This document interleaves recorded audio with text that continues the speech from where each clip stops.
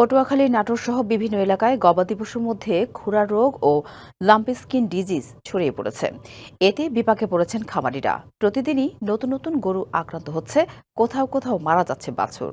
চিকিৎসা করেও কাঙ্ক্ষিত সুফল না পাওয়ায় বাড়ছে আর্থিক ক্ষতির আশঙ্কা।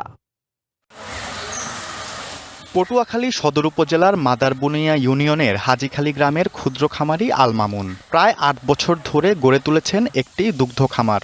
সেই খামারই এখন তার দুশ্চিন্তার কারণ। কয়েকদিনের ব্যবধানে ছড়িয়ে পড়েছে খুরা রোগ ও লাম্পি স্কিন ডিজিজ। এ পর্যন্ত হলস্টেন ফ্রিজিয়ান জাতের ২টি বাছুর মারা গেছে, আক্রান্ত আরও ৮টি গরু। চিকিৎসায় মিলছে না আশানুরূপ ফল।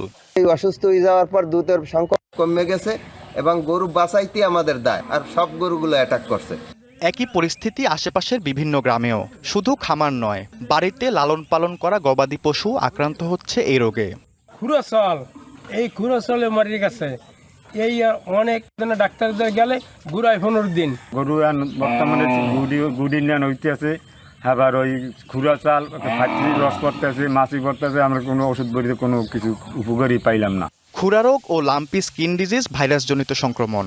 আক্রান্ত পশুর দ্রুত চিকিৎসা নিশ্চিতের পাশাপাশি সুস্থ অবস্থায় নির্ধারিত সময়ে টিকা দিলে রোগের ঝুঁকি কমানো সম্ভব। বাংলা কিউআর যেখানে, নগদ পেমেন্ট সেখানে। সারা দেশে 10 লাখেরও বেশি মার্চেন্টে নগদে পেমেন্ট করুন খুব সহজে। বর্তমান অবস্থায় লাম্পি স্কিন ডিজিজ এবং খুরা চাল রোগ এটা ব্যাপকভাবে প্রাদুর্ভাব দেখা দিয়েছে। আমার সাজেশন থাকবে যে কোম্পানির যে ভ্যাকসিনগুলো তারা যদি ব্যবহার করে তাহলে এই মৃত্যুর হার এবং আক্রান্ত হার একেবারে কমে যাবে। এদিকে নাটোরের লালপুরে লাম্পি স্কিন ডিজিজে প্রায় 20,000 গরু আক্রান্ত হয়েছে। প্রাণী সম্পদ দপ্তরের হিসাবে এখন পর্যন্ত মারা গেছে 36টি গরু। তবে খামারিদের দাবি এ সংখ্যা আরও বেশি। সরকারি টিকা না পেয়ে অনেকের ভরসা এখন লোকজ চিকিৎসালয়ে।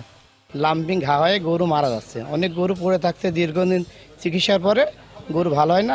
পশু ডাক্তার হাসপাতালে কোনো সরকারি ডাক্তার এখন আমার চিকিৎসা নিইনি। আমরা নিজে চাই যা টাকা ওই ঢালি তাই দিয়ে দেখাচ্ছি। প্রাণী সম্পদ কর্মকর্তারা জানিয়েছেন টিকার সরবরাহ পেলেই শুরু হবে কার্যক্রম। এই রোগ হলে আসলে এটা কোনো চিকিৎসা নেই, যেহেতু ভাইরাল ডিজিজ, এটা কোনো চিকিৎসা নেই।